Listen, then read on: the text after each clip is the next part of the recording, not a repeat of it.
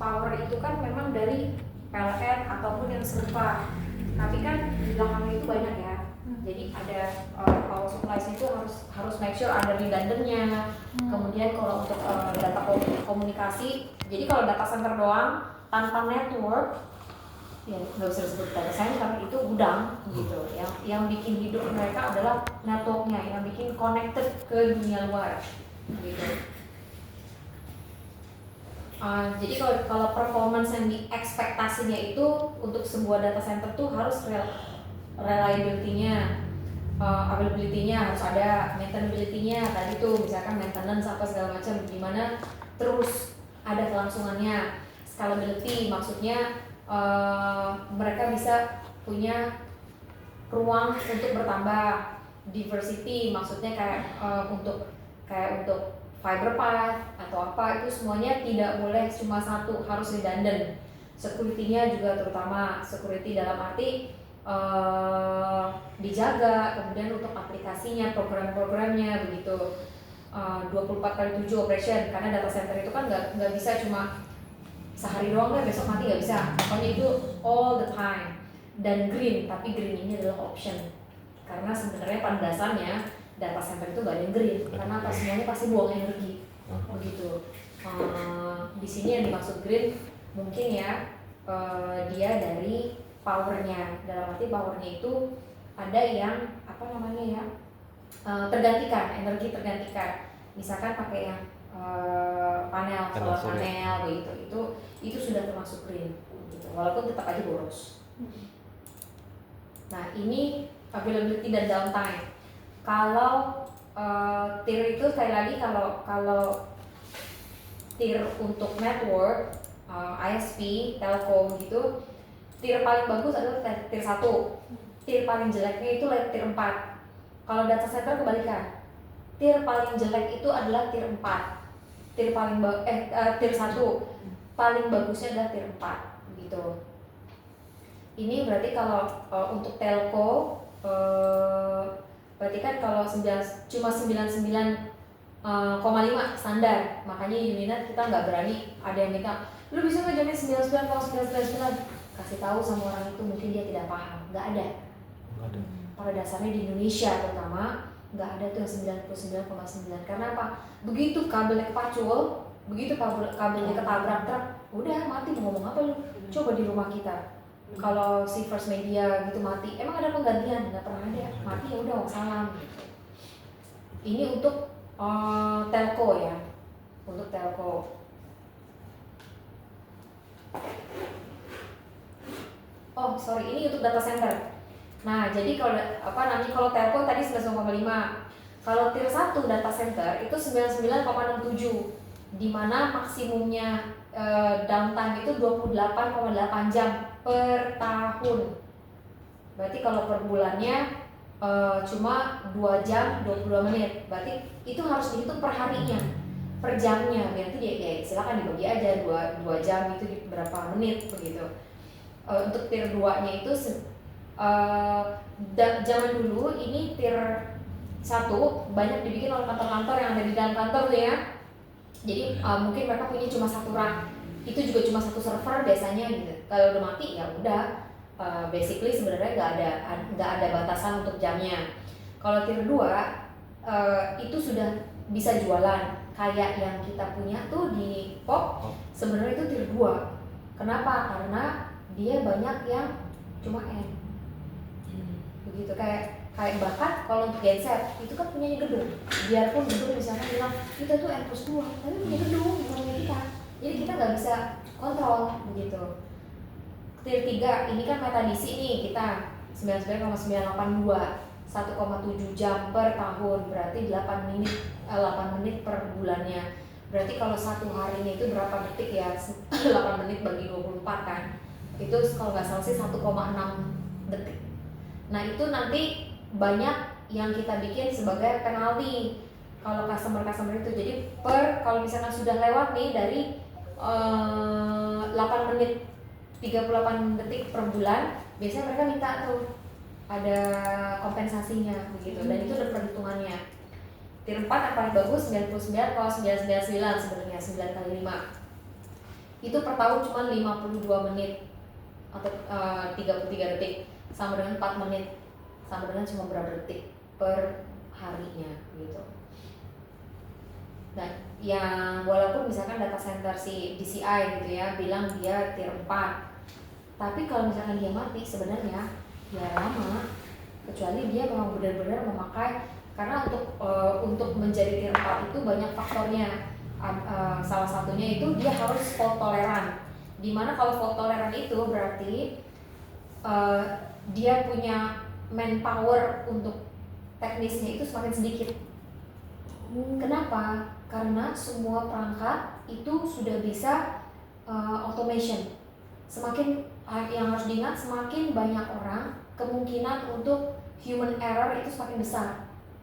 Makanya kalau data center tier 4 lihat sepi. Karena yang fault tolerant itu jadi perangkatnya harus bisa automation sendiri, restarting sendiri, remedy-nya sendiri begitu. Oke. Iya. Sini dulu, duduk. Iya. Kalau untuk data center standarnya sebenarnya saat ini yang kita pakai kalau untuk data center itu ada 2, Uptime sama TIA. Jadi kalau Uptime itu memang untuk data center provider, ya kan? Kalau TIA itu lebih kepada telco. Untuk mengenai susahan yang mana, sebenarnya susahan TIA karena dia dari semua fasilitas. Kalau Uptime itu hanya MNI-nya saja. Makanya kan kita kalau Uptime kan tier 3 perangkat semuanya, kalau tier 3 itu N+1 begitu, concurrent maintainable. Kalau TIA itu lebih susah. Tapi di Indonesia TIA pun bisa di-cheating. Makanya jangan gampang percaya. Gue nggak pakai TIA, gue pakai ini. Semua juga bisa di-cheating begitu. Bahkan sekelas kayak data center yang ada di gedung cyber mengaku tier 4. Nenek moyang lu tier 4. Ya nggak bisa lah gitu. Tapi ya karena tidak ada standar yang bakunya ini, jadi ya sah-sah aja gitu. Nah kalau untuk compliance-nya yang biasanya wajib adalah ISO ini 9001/27001 ya, ini aku versi yang lama. ITIL sekarang udah versi 4, SAS 70 SOX atau Sarban and Oxley, tapi itu biasanya dipakai SAS sama SOX itu di US karena standarnya punya US. Di Indonesia cukup yang 1, 2, 3, 4 sampai 5 aja. Oke. Ini cuma summary-nya aja. Jadi kalau uptime itu related facility, tapi IT system dan operationnya tidak gitu. Best practice-nya iya kita memakai. Nah kalau di TIA dia pakai dua-duanya. Kalau ISO itu kan memang security saja, physical security. Ini maksudnya yang diuji gitu Bu? Iya, yang coverage-nya, gitu. Nah sekali lagi kalau untuk si SAS sama SOX itu kan dibilangnya USA company most, karena memang susah sekali dan kalau USA kan udah mateng ya untuk financial sama belum lagi ada hospital. Kalau untuk insurance itu ada namanya HIPAA, health improbability apalah lupa, pokoknya HIPPA itu harus dijalani kalau tapi pakainya di US gitu. Ini untuk standar. Kalau standar ini untuk mechanical electricalnya ya. Kalau tier 1 dia nggak ada redundant, jadi kalau mati assalamualaikum, waalaikumsalam gitu doang. Kalau tier tier 2 dia tier 1 tapi adalah beberapa komponen yang punya backup redundancy-nya. Kalau tier 3 itu dia pasti N+1. Jadi misalkan dia ada jumlahnya 1 plus ada 1. Kalau misalkan dia yang dipakai itu ada 5, dia akan tambah 1 untuk backup.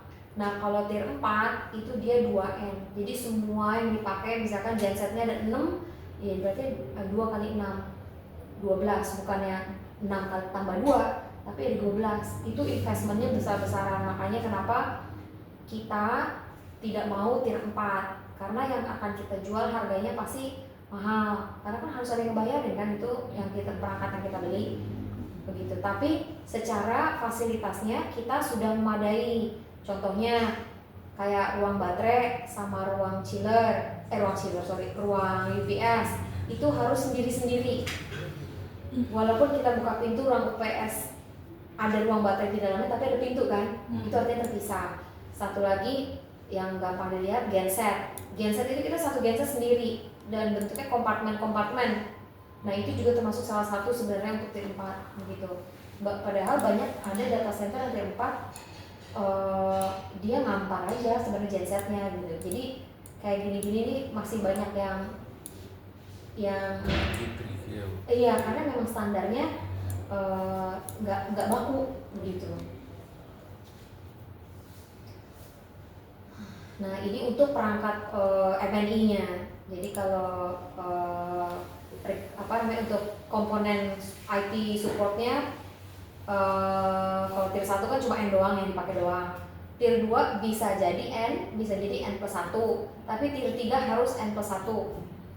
Tier 4 itu N. Kenapa N? Karena dia backupnya juga jumlahnya yang sama begitu. Distribution path itu maksudnya untuk jalur kabel, jalur fiber optik itu harus kalau tier 3 itu minimal 2. Dan 2 itu maksudnya bisa jadi satu aktif, satu buat backup doang pasif. Padahal kalau di tempat kita punya 4 semua aktif begitu kan. Itu minimum kan, ini minimum gitu. Paling tidak ada alternatifnya. Nah, kalau tier 4 harus aktif-aktif begitu. Fault tolerance. Nah, tier yang lain tidak wajib, tapi tier 4 itu wajib. Contoh yang lagi yang aku tadi sebut compartmentalization itu tier 4 kita sudah pakai tier 4 karena semuanya itu udah sendiri-sendiri tercompartmentalize begitu. Terus untuk continuous cooling kita juga semuanya load density, dalam arti memang kita kan N+1 ya, jadi pasti ada backupnya begitu. Walaupun tidak wajib, kita masuk kelas E itu maksudnya pasti ada backupnya begitu. Kan kita juga punya storage untuk ininya, coolingnya gitu. Kalau ini untuk arsitekturnya sebenarnya kalian nggak wajib masuk ke sini, cuma ini informasi aja. Ini maksudnya adalah bagian-bagian kayak racknya itu masuknya kemana ya kan, kayak customer IT racknya itu kan pasti semuanya kan pakai telco kan, ada ISP-nya, itu harus ada fire protection-nya. Nah fire sprinkler dan gas itu tergantung data centernya pakainya yang mana. Smoke detector itu harus ada, FESDA itu harus ada, fire hose itu tahu kan yang Siamese itu yang kembar, mechanical electricalnya itu backupnya harus ada begitu. Ini kalau misalkan dari sisi Telkom kan, kalau banyak data center lain, satu data center dia punya Telkom risernya. Telkom riser tahu kan? Enggak. Jadi gini, jalur kabel. Oh, yang di atas itu? Iya, bukan di atas. Riser, jadi untuk dari bawah ke atas. Jadi kan misalkan kita di lantai 2, kabel kan jalan nih. Iya. Itu harus ada satu ruang yang untuk kabel. Makanya kan kalau di gedung cyber kita harus sewa riser dibilangnya tiap bulan, karena ada satu ruang itu biasanya kayak gini nih, terus kita buka itu ada ruangan kabel. Oh ya, oke. Nah, itu namanya riser. Nah kalau tier 3 itu harus 2, nggak boleh cuma satu, karena kalau satu kebakaran amit gitu tamat gitu. Kalau Telkom tuh MDF juga, MDF room, main distribution frame itu hanya untuk telco. Terus Telkom train trunking itu yang ada di atas tuh. Jadi kalau kan ada 2 macam ya kabel ya di data center. Jadi ada yang pakai copper, ada yang pakai fiber. Nah kalau cuma copper dia pakainya cable tray.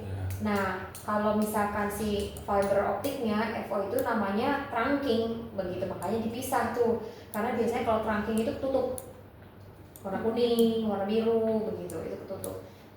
Terusnya dari sisi fire protectionnya kan tahu ya bedanya ya, ada fire alarm.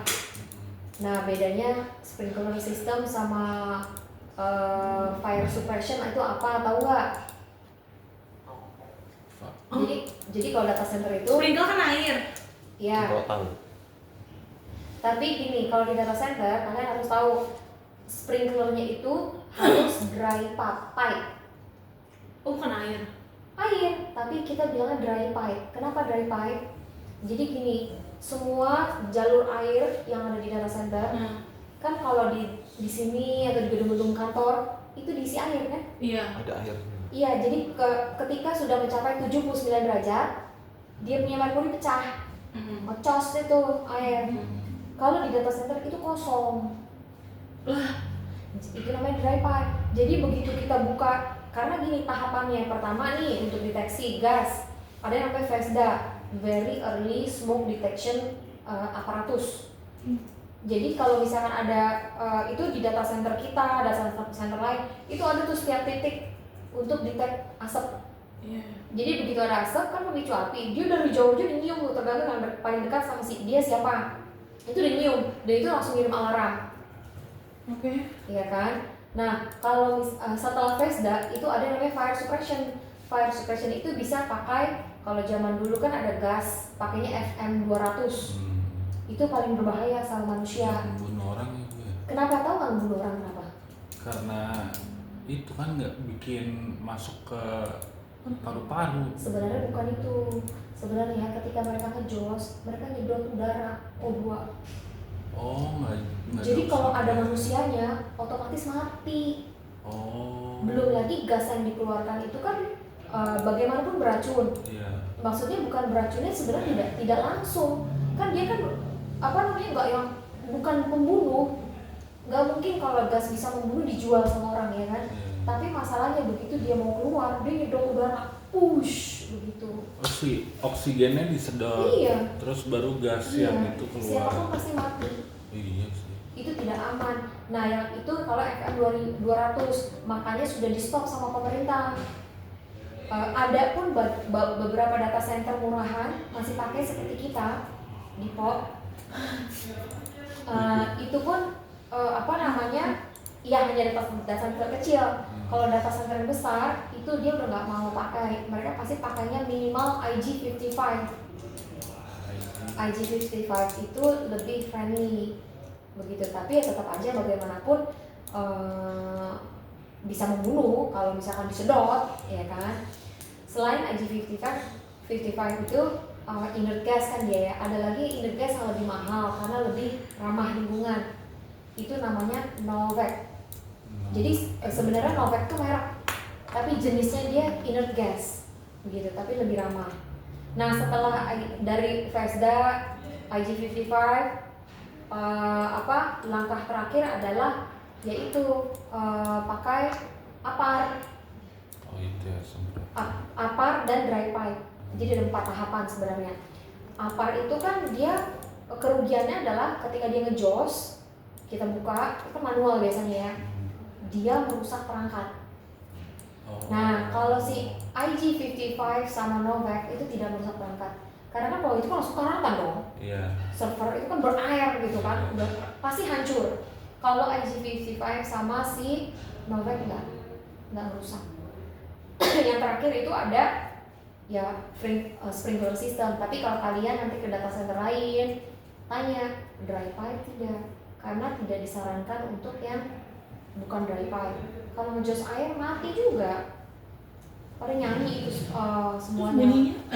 Terus keluar airnya kapan Bu? Si dry pipe itu? Ketika si IG fire suppression, IG55 ataupun Novec sudah tidak dapat mengatasi, dan itu pun fungsinya bukan menyelamatkan perangkat, tapi menyelamatkan gedung. Biasanya itu dipakai untuk asuransi. Asuransi nggak mau cover kalau nggak ada itu. Oh, itu paling bawahnya. Iya, itu udah terakhir. Terakhir banget. Iya, ya. kalau misalkan sampai pecah itunya merkuri di fire suppression di sprinkler itu, berarti minimum dia 79 derajat. Berarti udah nggak bisa tolong. Iya sih. Iya kan, pasti harus dia begitu pecah langsung tuh air baru ngalir ke muka. Oh berarti sepersekian detik nggak ketolong, nggak Iya, keluar dong? iya, makanya itu langkah terakhir. Dan itu pun bukan menyelamatkan perangkat, Gedung. itu menyelamatkan gedung. Itu si asuransi mau asuransiin gedung harus ada itu. Iya, kalau data center dia akan ngecek. Oh iya. Iya, karena mahal. Belum yang teroris. Kita sayangnya data center kita tidak keburu bikin yang namanya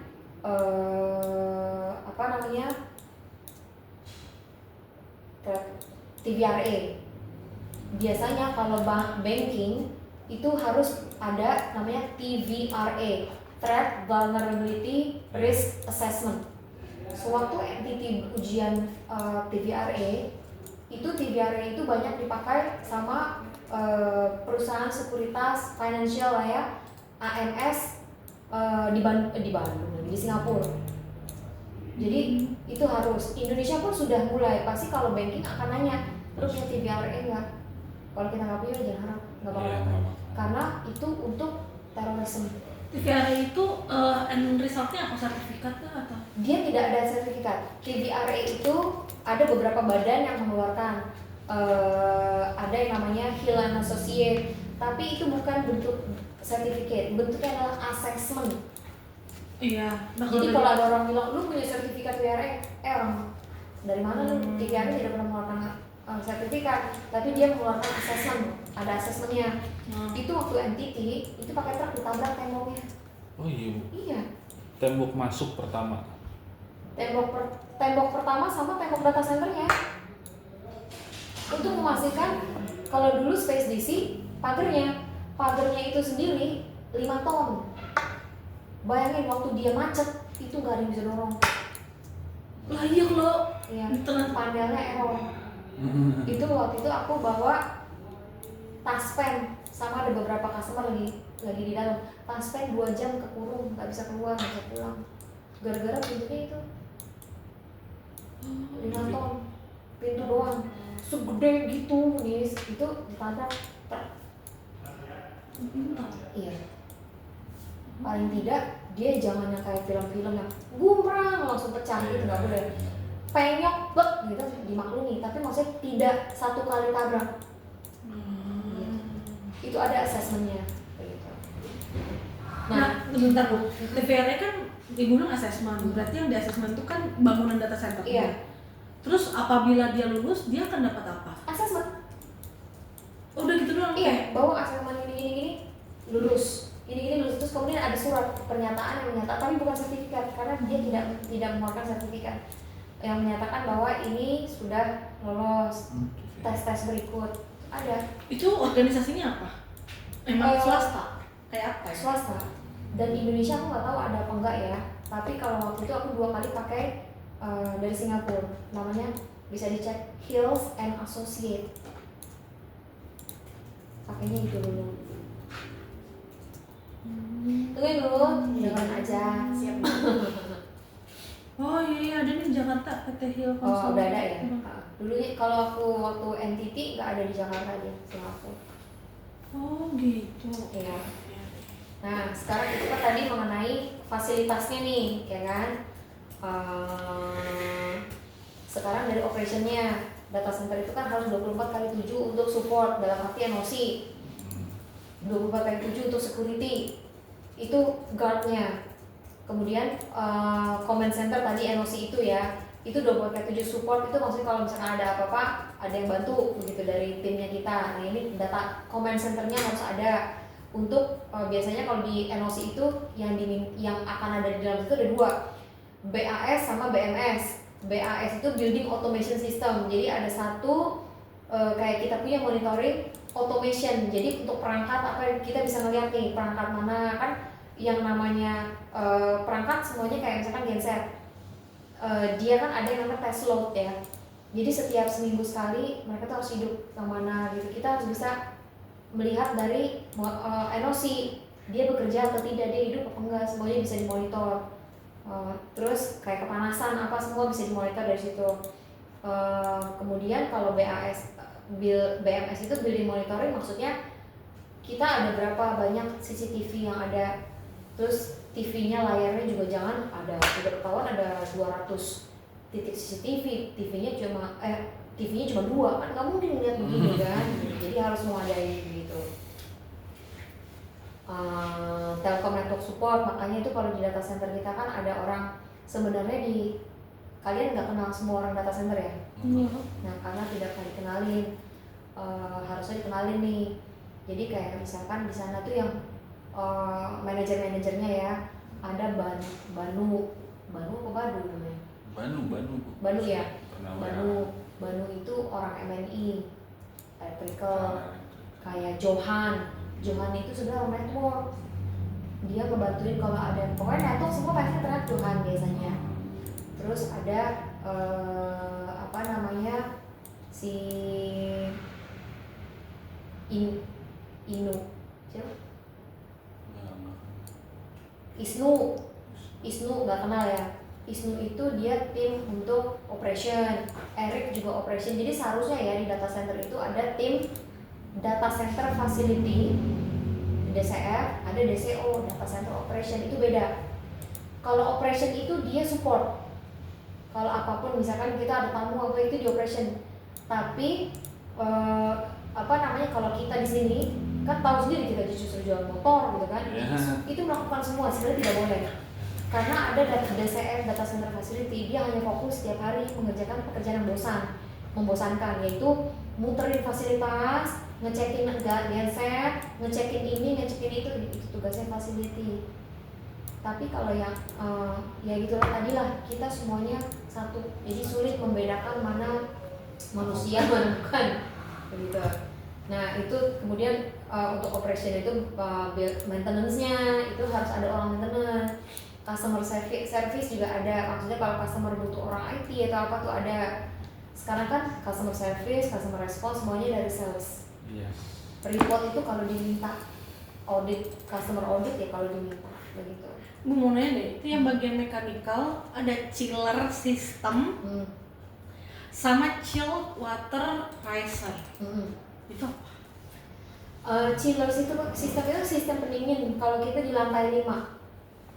Oh iya. Di atap itu ya? Iya. Kemudian chill water riser itu, jadi kalau kalian nongak di dalam ruangan itu ada pipe warna biru, tulisannya supply sama return. Oke. Jadi ada 2 pipa, satu menghantarkan kalau pakai air ya, satu menghantarkan air dingin, satu mengembalikan air dingin yang sudah panas kembali ke chillernya untuk didinginin. Muter aja Itu ya rice, makanya suka nongak begini ke atas, itu ada biru 2 yang suka menetes-netes di lantai. Nah itu pipanya. Oke, radiator sistemnya ya? Iya, jadi kalau chiller itu dia ada 2, dia ada pakai water atau air. Yang kita pakai itu air, udara. Jadi untuk mendinginkan airnya pakainya udara. Kalau ya kan, kalau pakai water itu kayak di NTT, dia harus punya tangki storage air dingin. Kalau mereka tuh punyanya ada 3, masing-masing 90 meter kubik. 90 meter kubik itu volume airnya? Iya, itu isinya air dingin. Jadi air dingin itu untuk ngalirin. Kalau kita pakainya udara, begitu. Oh kita nggak punya air, kita punya udara. Tetap ada airnya, tapi yang mendinginkan adalah udara. Iya, udara, begitu. Nah kalau elektrikal kan udah tahu ada transformer, udah lihat kan generator backupnya. Terus kemudian yang di sebelahnya transformer tuh ada ruang panel, itu switchboard sebenarnya, gitu. Aku mau bilangnya panel. Switchboard itu fungsinya untuk mengubah tegangan tinggi ke tegangan rendah, begitu. Tapi dari luar tuh masuknya kemana dulu sih Bu? Dari Bekasi atau PLN masuk ke? Itu kan kita punya 2 substation di luar. Oke, habis dari substation Ke transformer. Transformer tuh trafo kan? Iya. Habis trafo ke ke panelnya. Panel, baru Ya, dibagi. transformer kan dia mengubah nih dari tegangan tinggi ke rendah. Iya. Terus ada panelnya. Panelnya itu menstabilkan dari tegangan bukan rendah. Dia dari tegangan tinggi ke medium. Nah, dari itunya nanti dari medium diubah ke rendah. Jadi bisa kita pakai. Kalau enggak meledak semuanya dipakai. Kita nyolok nih di tekanan medium aja udah Iya. boom, nggak kuat begitu. Nah, kenapa ada panelnya? Nah, panelnya itu yang mengubah. Terus baru didistribusikan ke Betul, PDU. ke masing-masing rak. Masing-masing. Dari transformer ke panel, dari panel baru distribusikan. Iya. Transformer, trafo, Iya, transformer. Kita manggilnya trafo. Iya. Oh, trafo. iya kan yang kalau dibuka Ya, ruangan high, itu. high voltage. Oh iya, Iya. iya. Oh, itu Itu namanya transformer. Tapi kita kan Ini, Bu, ya? lingkarnya. Iya tuh. Tuh dia. Oh, Mas Yudi punya fotonya tuh semua harusnya dibukain tuh. Ini ya. Iya, jadi showgirl. Iya. SPG. Yang pipa biru coba. Ini kali ini yang maksudnya. Ini bukan nih. Ini Bu ya? Iya. Itu untuk yang si risernya. Riser kabel bu. Bukan. Air. Anjir. Oh, Ih, iya. bocil. Jangan Makanya kalau lagi jalan tuh lihat ke atas. Nah, kalau di ruang belakang itu yang di ruang utility itu suka netes. Ini. Yang nggak boleh. yang Sangka, genset itu bu. Yang Bukan. Di Oh, di depannya transformer itu kan suka ada yang netes-netes air dari atas. Oh, Kasihan iya, Bu. deh. Iya. Aku nggak. Bukan yang nggak boleh. Kalian nggak pernah muter berarti ya? Nggak pernah ngeliat tetesannya. Oh, ada. Tetesan itu bukan karena bocor, tapi kondensasi. Dingin. Iya, karena seharusnya di data center lain dia tidak boleh telanjang mesinnya, harusnya pakai Armaflex, Oh. Tahu apa, Flex? iya. karet yang membungkus. Nah, karena kita nggak pakai Armaflex, jadi ketika isinya air dingin terkena udara panas, mau nggak mau kondensasi. Ngerti. Tuh, ada chiller yang Ibu belajar equipment begini karena ujian. enggak, data center. Tapi kan Armaflex ya. Armaflex. Di luar otak. Anjir kayak gue nggak tahu ada gue taunya ini karet. Ya kan Ibu. Karet yoga tau gak lo karet yoga. Yoga mat. Armaflex. Kalau grounding tuh sistemnya Nah. gimana sih, kesambar petir Nah, misalkan Bu? jadi gini, kan kalau Oh pernah petir ini bu? kalau Iya. nih ya rak itu kan di dalam ruang, Ya. tahu kan? Itu isinya listrik semua nih. Kalau di satu rak itu kan ada server apa segala macam. Hmm. Kalau misalkan gedungnya kesambar listrik, pasti nggak kena. Itu koslet semuanya, ya kan? Yes. Yang namanya grounding atau clean earth itu jadi gini, kurang lebih 0,3 ohm maksimal. Biasanya kita pakai 0,1 sampai 0,3 tebalnya. Iya. Jadi kita itu misalkan dari lantai 1 dulu nih ya, itu di bawahnya itu ditanam tuh, dari raknya ditanam ada groundingnya, itu ada kabel yang besarnya 0,1 sampai 0,3 itu besi, ya, untuk menghantar listrik, maksudnya untuk listrik ya. Itu kita terus ke bawah, itu harus ketemu tanah. Kan coba yang disambar petir kebanyakan pelapa yang tinggi. Kalau kita napak di tanah itu lebih baik, dia nggak ke tanah gitu, dia selalu nyamber yang di atasnya. Nah, sama, kita nggak mau nanti koslet ke dalam menyebabkan kerusakan di servernya. Jadi itu harus ada groundingnya. Makanya nanti kalau customer nanya itu berapa ohm itunya groundingnya, jangan kaget, itu standar. Jadi maksimal itu 0,3, lebih dari itu jelek itu penghantarnya. Jadi biasanya 0,1 sampai 0,3 itu ada clean earth-nya, itu ditanam. Berarti nyamber ke penangkal petir. Iya, jadi kalau di lantai atas itu ada penangkal petir. Iya. Tapi kan itu tidak maksimal. Yang di dalam belum tentu aman. Beda berarti groundingnya Bu. Iya, Penangkal petir sama yang di beda. dalam beda. Penangkal petir buat di atas, Kira grounding ke tanah. Enggak. Beda. Gitu. Lagi yang ada di sini. The flash, jadi the flash. 0,1 0,3 tuh kabelnya. Kabelnya. Besaran kabelnya. Iya, coba cari di situ grounding atau clean earth. Berapa besarnya gitu. Itu ada 0,1 ohm sampai 0,3. Dapat nggak?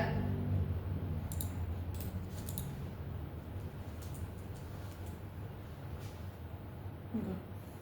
Idealnya di bawah 0,5 kan? Iya, tapi kita tuh bener, tapi Gua bodoh. tapi banyaknya dipakai maksimal 0,3.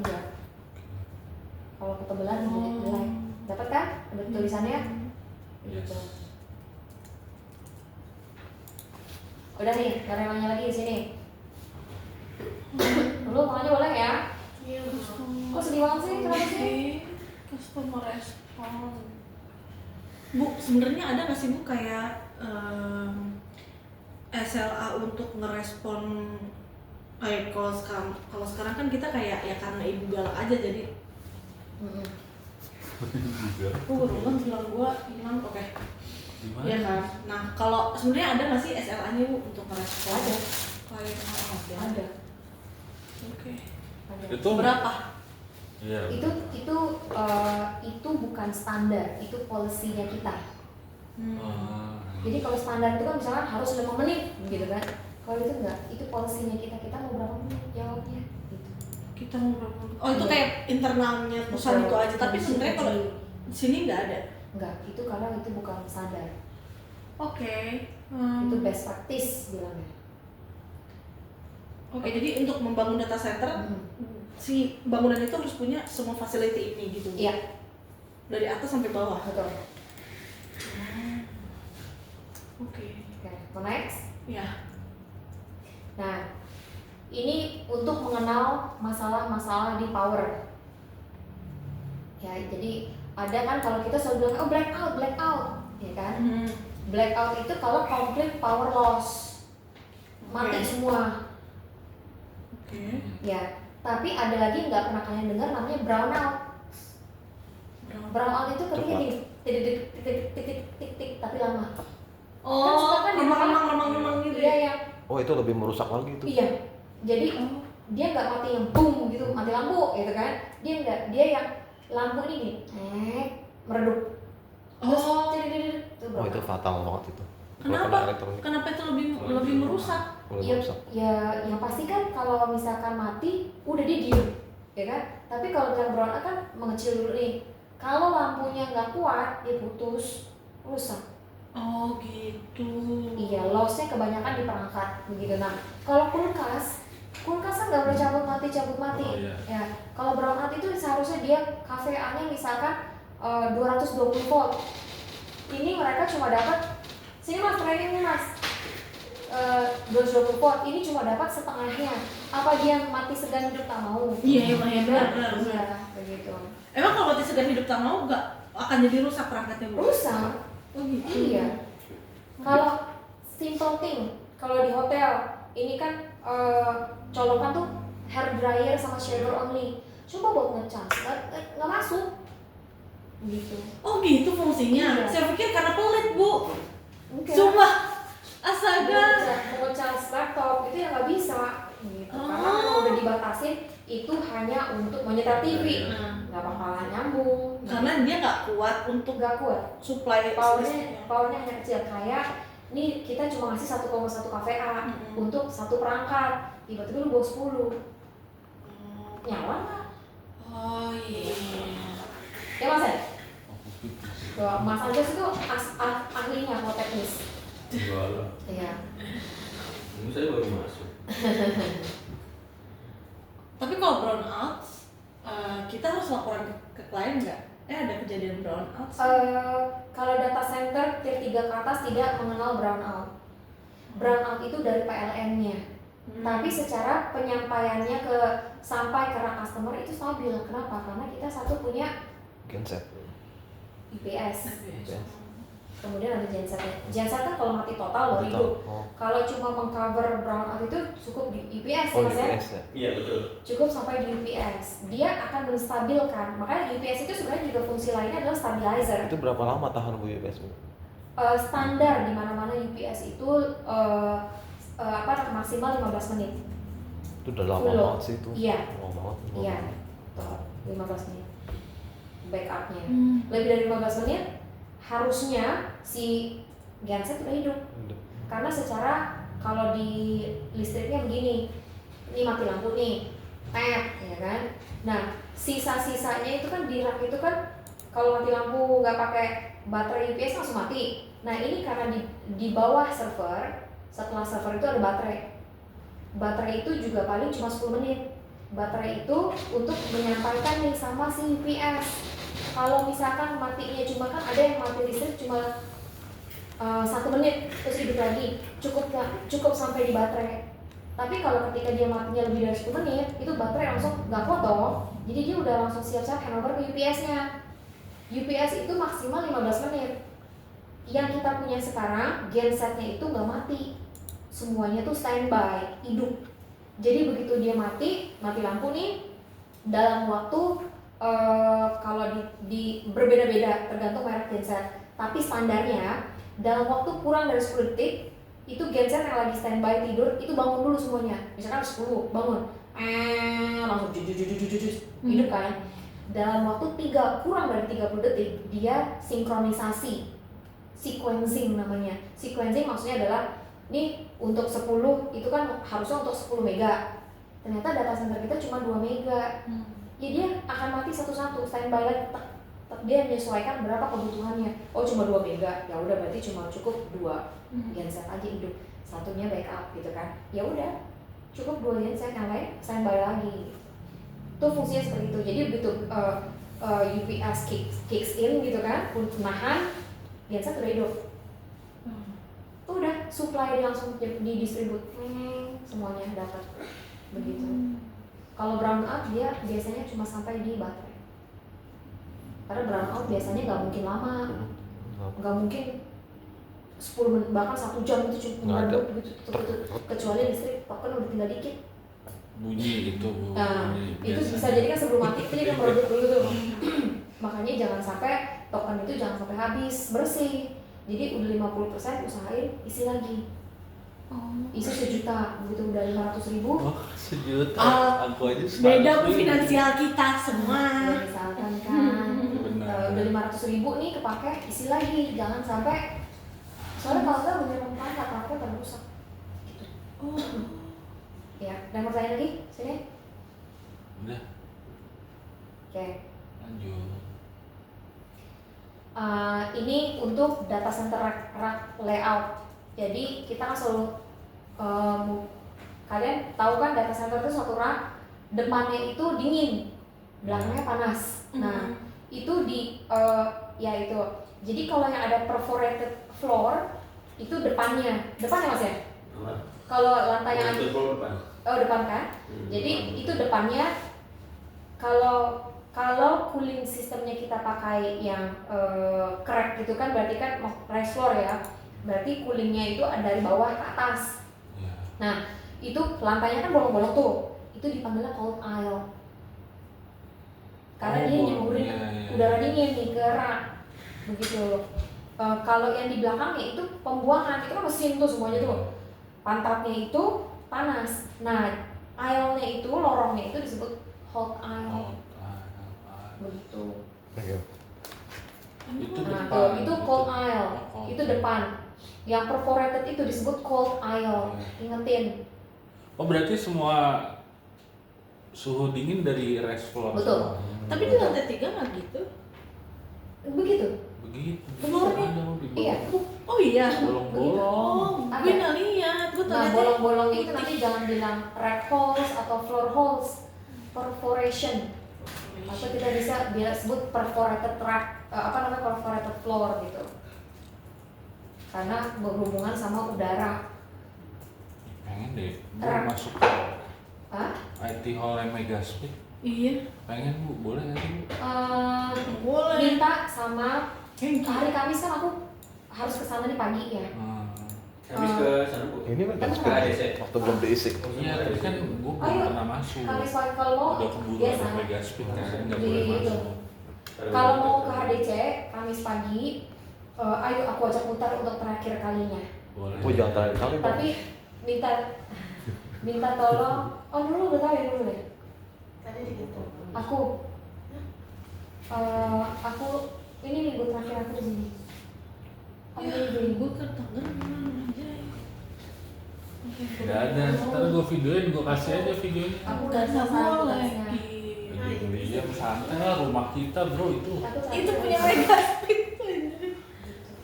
Pokoknya gini nih Mega Speed. Iya, gue belum pernah masuk ke situ. Nah, Megaspeed itu ruangan kita yang showcase kita pertama, ya kan? Masih semuanya perfect. Raknya putih. Ada yang putih ada yang hitam. Ruangan di timur putih, di west, terbalik, west white, east hitam. Itu ada pun nggak ada ininya kan bu, nggak ada. Nggak ada rulesnya, Iya. pas kocok ganjen aja. Iya. enggak. Yang kuning-kuning itu apa sih, Bu? Zoom Nah, deh. Yang Itu kuning-kuning itu kerja. disebut itu bukan cable tray, dia Apaan sih namanya waktu itu lupa dah. enggak, fiber trunk. Fiber drag, fiber terang. Trunk. Itu yang kuning itu jalur untuk fiber. Adanya di atas. Zoom lagi. Yang di bawah itu cable tray untuk copper. Cat 6 apa semuanya masuknya di situ. Segini doang. Kalau fiber nggak bisa karena dia kan sensitif. Gimana, Bu? Yang kuning itu fiber trunk. Ya, yang di bawah itu cable tray. Yang bawah mana? Bawah. Ini. Ini jadi ini. Nih. Macam-macam Mas. Ini nih ada dua trunk nih kalau mau tahu nih. Ini kuning. Di bawahnya itu kan ada kotak-kotak nih kayak gini. Itu Kak tray yang buat naruh kabel ini. Ini kabelnya ini warna ini kan apa namanya? Copper. Ini kabelnya kabel fiber. Itu tembaga. That thing I know. Oh. Jadi kalau lebih dari 100 meter yang namanya cross connect itu diwajibkan sebenarnya harus menggunakan fiber Iya. karena pengantarannya jauh lebih baik. Kalau copper kalau dikit-dikit aja pakai copper nggak apa-apa. Begitu. Copper tuh ini tembaga. Kabelan. Enggak, maksud gue yang mana? Yang di sini yang mana? Nggak kelihatan Di sini nggak ada kabelnya. Ini kan belum. Copper itu warnanya biru. Ini masih pada kosong ini raknya. Iya, copper itu biasanya warnanya biru. Di rak tuh ada kabel-kabel warna biru atau hitam. Itu copper. Kalau yang fiber kuning Oke. biasanya. Ini fiber. Kalau fiber kan kuning ya kabelnya biasanya. Iya, kalau gini tergantung itu nambahin buat DJ ya. Boleh. Kalau untuk cabling sebetulnya kalau untuk DJ itu arah dari sana sekarang itu ada dua tray sebetulnya. Tray power sama tray data, kabel data. Nah untuk yang fiber itu biasanya itu dari kata buat kerja itu yang warna kuning itu fiber duct. Namanya fiber duct. Orang sering menyebut itu fiber duct lah. Nah untuk yang Namanya banyak. Nah ini untuk WTP, misalnya coba itu pakai yang tray basket. Oh, terbatas. Ada juga namanya Fiber Runner gitu ya. Fiber runner juga. Jadi gimana Pak aja fiber trunk sama fiber duct tuh sama? Jadi ada fiber duct itu Runner. buat fiber optik, terus ada bus duct itu buat power, terus ada juga ini yang tadi tray basket itu buat yang bikin TV.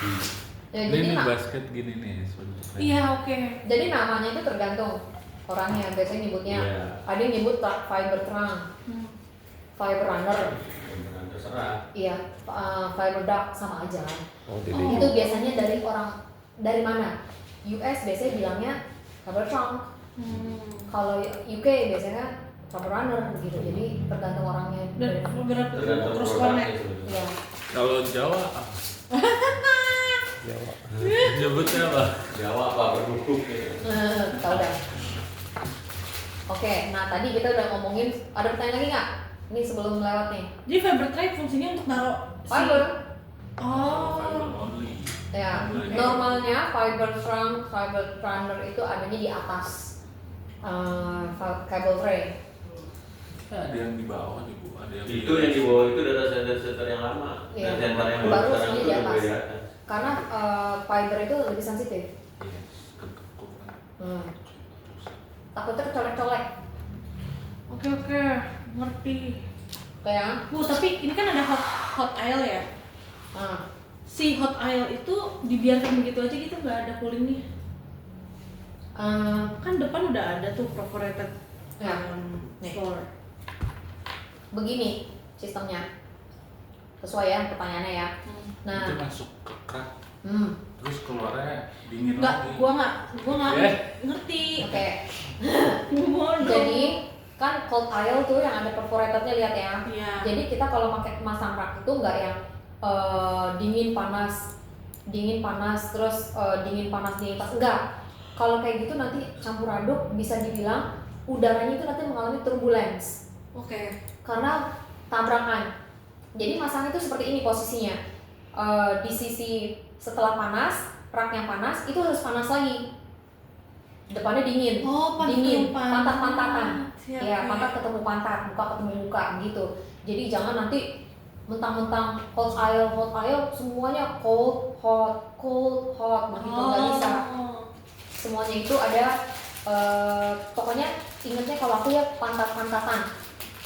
Pantat panas. Terus hot Ya. aisle-nya kan Jadi hitungnya dari bawah cold aisle udara itu cold air, bukan chill air masuk dari bawah masuk ke dalam rak. iya. Makanya dari jenis raknya juga kita bisa tahu raknya itu bagus atau enggak.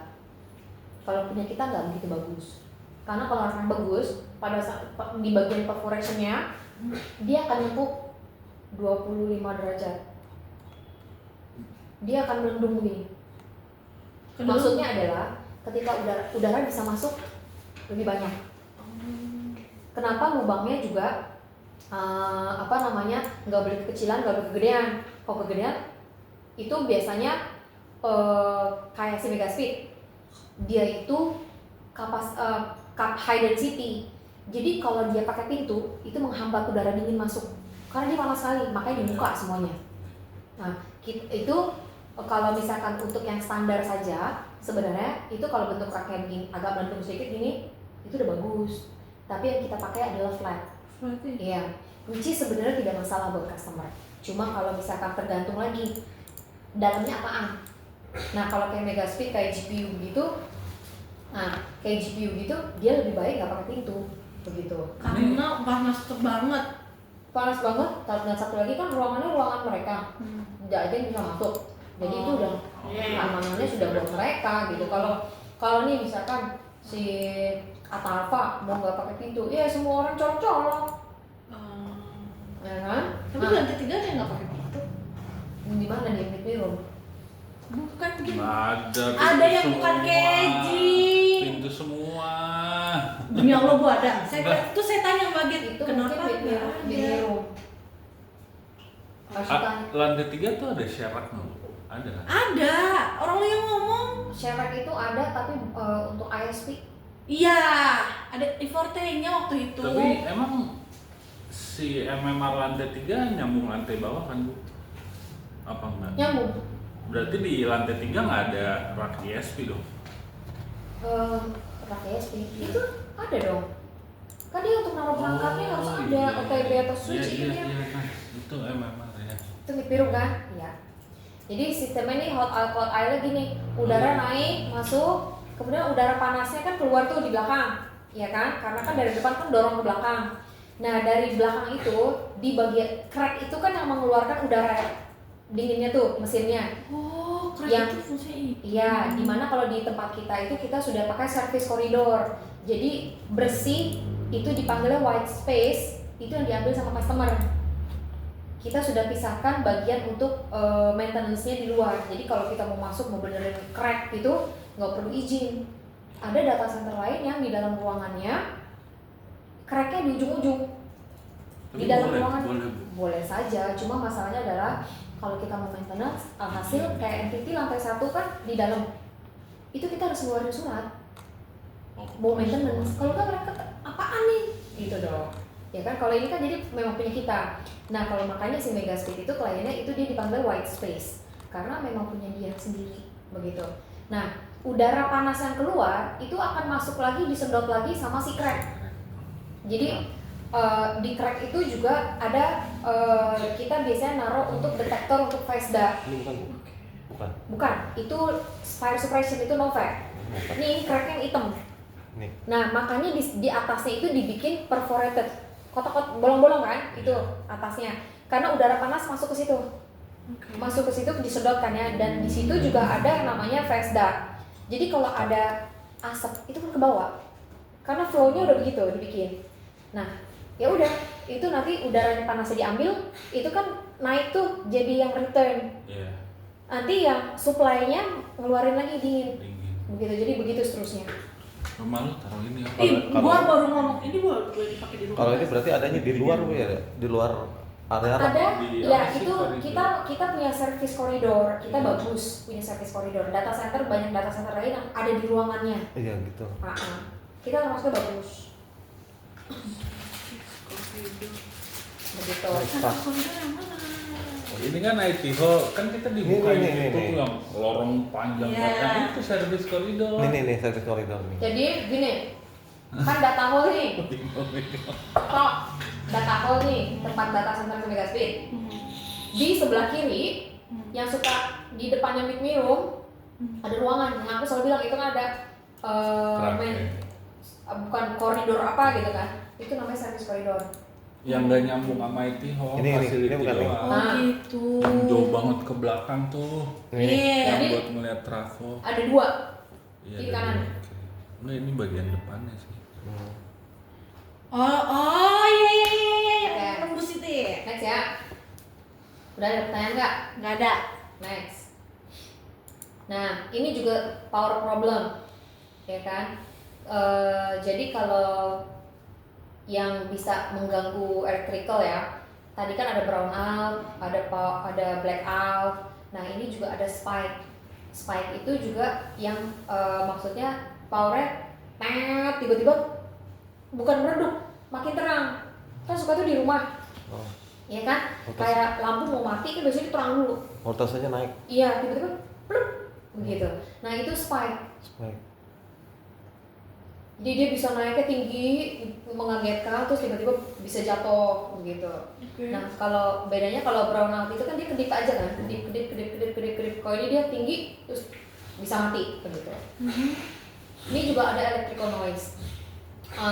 Ini biasanya kalau masalah electrical noise itu banyak terjadi di data center yang dekat airport. Waktu tahun 2013-14 gitu deh, di NTT yang di Hong Kong, perangkat customer rusak semua karena ada yang namanya apa sih, bom sonic bomb. Jadi dia terlalu banyak, kayak pesawat itu kan keluar berapa Dolby kan ya, pesawat tempur, pesawat biasa. Nah, itu udah menyimpan kebanyakan sampai ya merusak perangkat Ini tabrakan tanpa udara. sebab. Iya, Tum. itu namanya sonic bomb begitu. Di YouTube ada tuh. Tiba-tiba mati. Coba cari aja nanti sonic bomb data center. Ada deh. Bu, kalau yang spike ini alasannya apa? Kenapa? Disebabkan oleh apa? Ketidakstabilan listrik. Berarti ada PLN-nya dong? Iya. Oke. Listrik kan kadang memang begitu, naik turun. Kalau jadi yang rusak itu bukan hanya hardware-nya, software pun kalau kayak gitu bisa rusak Oke. gitu. Harus stabil Kita ada dashboard monitoring. Ada di SOC. Lu nggak lihat? Kan gede banget, nggak boleh Ada di masuk. BAS sebelah kanan. Kalau gua budinya masuk foto-foto. Nih. Nggak usah lagi dibenerin. Monitoringnya Pak di sana Iya, maksudnya gua nggak ngeliat dashboardnya. Udah didapetin Kan gua ngeliat dari iya. kaca. Ini kan- doang. Iya. di sana monitoringnya. Nggak tahu, Yang gua mau keluar. Kita kan budi ini foto. Tuh lihat tuh. Jadi dia ada sampai di DPS-nya, power, log in, log out, loto kita panggil, itu semua ada. Namanya DCIM. Di CIM. Oh iya. Yang kemarin. Yang Jadi kalau di CIM-nya itu juga lebih kepada pengontrolan. Oh, kontrol. Iya. Ini dashboardnya buat atau udah dari perangkat fasilitas? Masing-masing perangkat bawa pasti ngasih dashboard. Nah, kita integrasiin sama kita punya di CIM-nya. Begitu. Itu diintegrasiin kan? Berarti di sini sekarang pakai di sana yang Huawei. Enggak tahu ya. Nggak tahu. Iya, komputer kan sekarang. Iya. Udah bukan mulai survei, Untuk udah lantai mulai dua ya? analisa kan? Itu lantai 2. Dan dua kayaknya. Bu, saya Ini coba saya pengen tahu. Abang. Pasti gua dulu terus betul. Enggak, gua enggak. Jadi kan Jadi- kalau kita bisa mengontrol ini semua, kalau dari sisi lain sih hanya bisa mengontrol aktivitas restorannya doang. Jadi kita yang kontrol. Nah terus kita kasih laporan gitu. Iya. Oh gitu. Jadi yang namanya monthly report itu di situ ada berapa kali mati lampu, berapa kali lembab. iya apa namanya kelembapannya terjaga atau tidak. Suhunya berapa Bu harus? Oke, suhu menurut ESRE itu American Society Heat and Refrigerator. Berapa Bu? Itu standarnya 24 plus minus 4, itu yang kita pakai. 24 sampai 24 plus minus 4 maksudnya Ini ini ya. toleransinya 4. Iya, jadi dia bisa tambah 4, ambil 4. Jadi range-nya itu 20 sampai 28 gitu. Plus minusnya yang kurang lebih gitu nih. iya. Ya, Oh iya.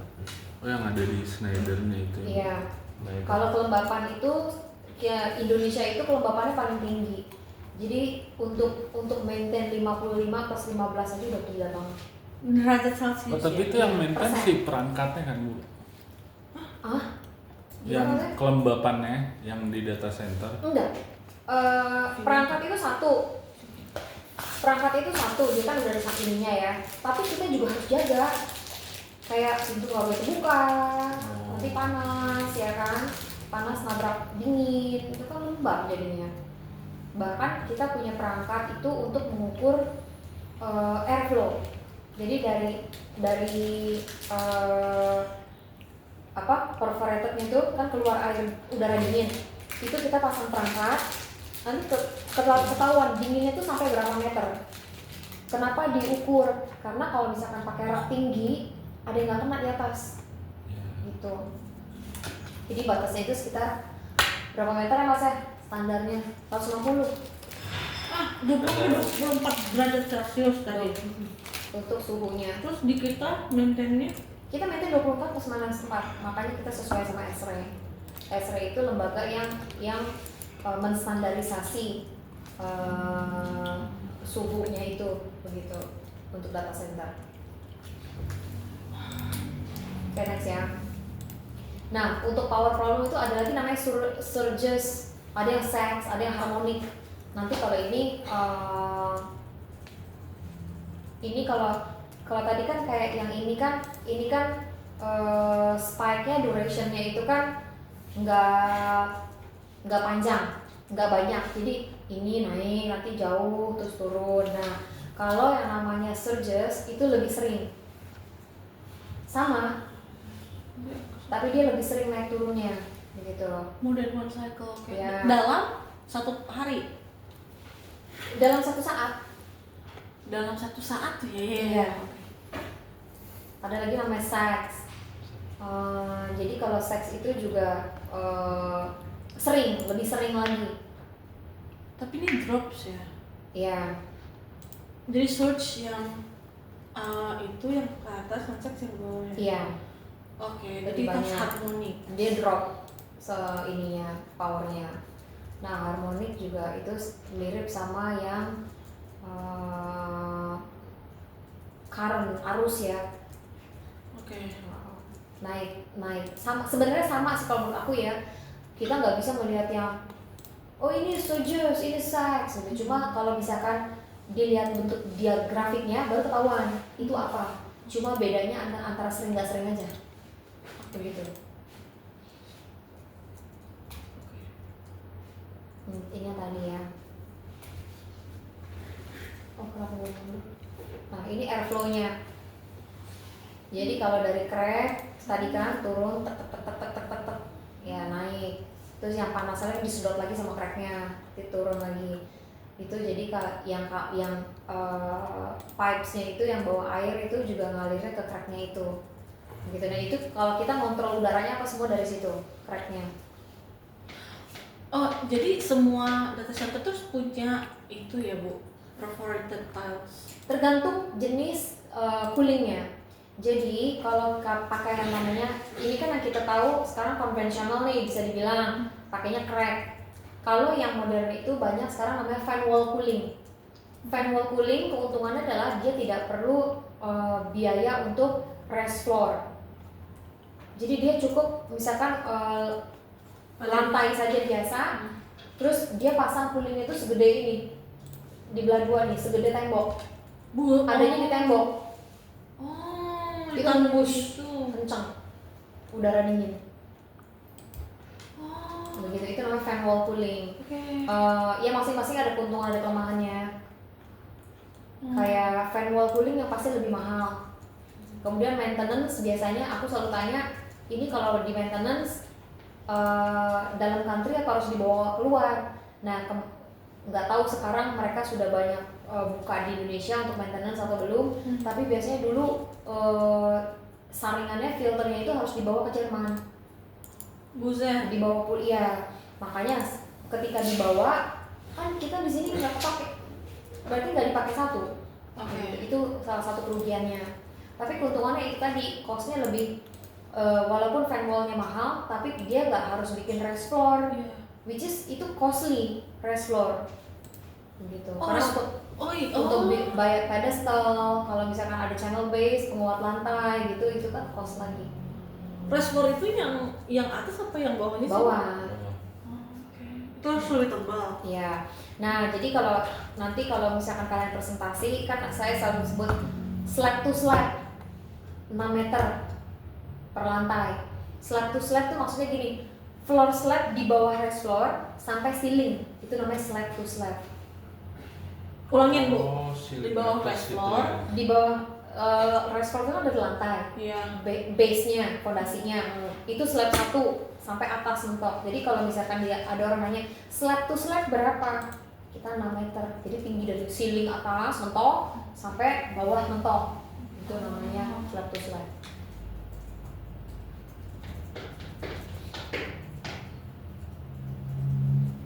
Gitu ya. Next ya. Iya. Ini fire sprinkler. Nah, tadi aku bilang, jadi itu kan ada merkuri, merah itu merkuri. Jadi kalau 79 derajat panas, dia akan pecah. Nah, karena kita dry pipe, jadi dari pecah itu kita masih punya waktu tuh berapa detik sampai dia keluar, begitu. Karena kalau yang ditakutkan adalah kalau isi seperti sprinkler biasa, kalau bocor atau bukan kepacul, kesundul, kena apaan gitu, dia bisa keluar airnya. Untuk menghentikan fire sprinkler tuh ada yang ini Bu sistemnya atau ada tombol? Ada tombolnya. Iya. Panic button gitu kan? Ada di setiap ruangan itu ada namanya apa ya, bukan panic button. Apa Mas yang buat emergency yang tekan-tekan gitu di Push button. Hah? Push button. Apa? Push button yang buat fire. Iya. Apa namanya tuh? Ada namanya, saya lupa, ntar saya ada. Jadi setiap ruangan itu dalam material pasti ada buttonnya itu. Fungsinya seperti panic button. Gitu. Ini bukan Bu, yang merah-merah. Bukan, kalau itu untuk pecahin itu. Ya, mirip-mirip gitu. Kalau misalnya ada alarm berbahaya. Gitu ya. Jelek banget. Soalnya ada kayak turtle button kayak tempurung ada. Pura-pura ada juga. Oke. Begitu. Glass apa namanya? Iya, ada namanya apa aku lupa. Enggak kepikiran. Nah, ini yang tadi aku bilang. Jadi jenis-jenis gas nanti dipelajarin aja itu.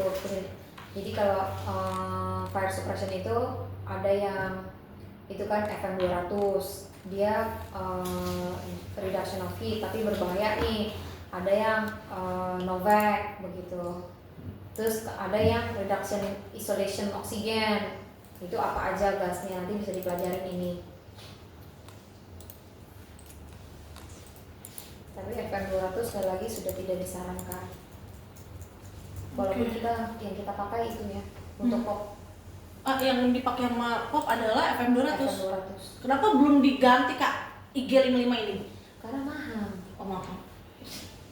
Oh dia tuh per ruangan ya?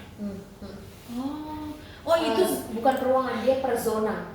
per zona. Iya, jadi kan dia ada pipe-nya. Kalau misalkan zona 1 ternyata yang mengeluarkan asap, yang ada apinya, dia kan penciumannya tajam. Dia cuma ngejos itu aja, nggak satu gedung. Beda sama sprinkler. Oh, jadi cuma yang di sini aja nih, yang di jos, tapi mungkin yang di situ enggak. Iya. Jadi kalau misalkan kerusakan ini cuma zona ini aja. Jadi kan itunya nih silindernya itu nanti ada bacaan, makanya kita nih zona A, B gitu. Iya. Iya. Jadi nggak semuanya. Nah kalau fire suppression nggak bisa dikontrol gitu, dia pasti semua. Karena sekali lagi fungsinya untuk menyelamatkan gedung. Oh ya, jadi harus semua gedung. Iya. Iya Mas, ya benar ya? Ya udah tidur aja mas. Ngantuk dia.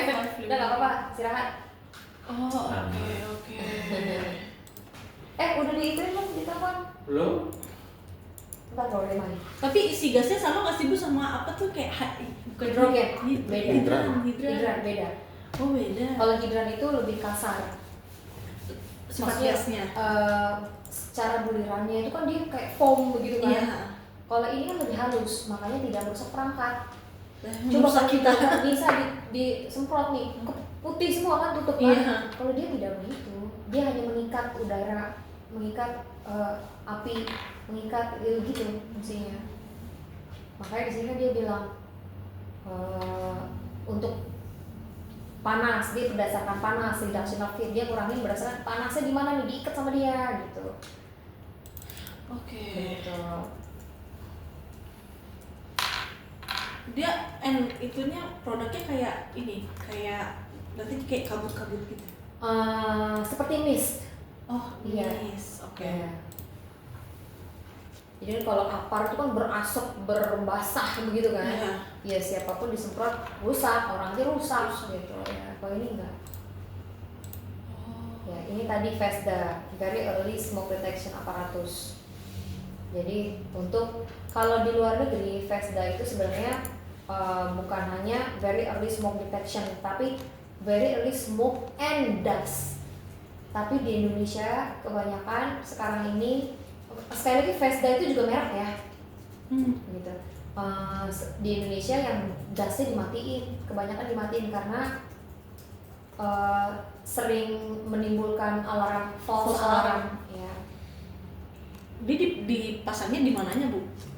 Di atas? Iya, biasanya dia di atas crack. Karena di sekeliling ruangan juga ada sih. Tapi kalau misalkan di atas crack itu kan dia ada udara panas disedotkan. Jadi kalau dia nyium asap, dia nyium panas berlebihan, dia udah Alarming. Iya, gitu. Ini nanti dibaca aja nih untuk detailnya. Ini ada tulisan VESDA nih. Tuh, canggih maksudnya. Oh begitu. Iya, kecil. Kalau dia alarming, dia bakal mengeluarkan apa reaksinya? Bunyi di SOC. Oh iya. SOC itu ada beberapa alat, jadi alarm bunyi, tapi nanti tergantung notifikasinya apa. Banyak amat.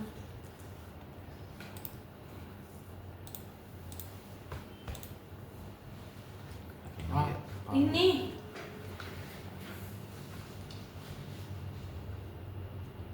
Iya maaf lagi training, kenapa? apa? Bilang. Oh buncit ya? Iya. Yang Iya. freezer. Ya. Ya udah. Pusat 11.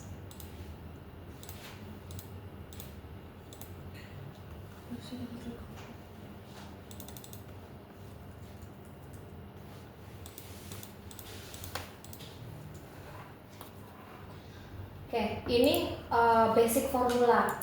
Jadi kayak kita kan pakainya kan KVA satu Satu VA selalu dengan VA itu 1000 satu KVA itu 1000 VA. K itu kan sekilo ya. Iya. Gitu. Ini power, perkalian untuk power itu current arusnya kali voltage-nya begitu. Voltage-nya current kali resistance. Ini ampernya, kayak kemarin aku bilang itu kan, ampere misalnya 5 ampere kali 220 volt ini kan, currentnya 220 itu sama dengan berapa kVA gitu. Ini basicnya, which is kalau sekarang kita nge-google aja sebenarnya udah banyak converter. Tinggal kasih tahu aja currentnya kita pakai berapa, Indonesia pakai 220 volt gitu. Thank Ya, you. kurang lebih begitu sih. Jangan lupain kalau misalkan mau pengalian kayak power factor gitu kan. Biasanya kalau aku kan tanya dulu Trafolo ininya gimana, karena ada beberapa data center dia 1:1 power faktornya itu 1. Jadi ketika mengubah menghitung KVA ke KW itu sama, KVA sama dengan KW karena dia punya power faktornya di transformernya itu 1. Kalau kita pakainya 0,9. Standarnya di luaran semua 0,8 gitu, makanya harus tanya dulu ke operationnya, kita pakai power factornya 0,8 atau 0,9 gitu. Kok current yang 220 itu gunanya untuk apa ya Bu? Itu standar arusnya. Arusnya, oh Iya. arus listrik. Iya, betul. Kenapa? Di Indonesia lu 20, kalau luar negeri nggak 20. Oh iya, Kalau negeri 110.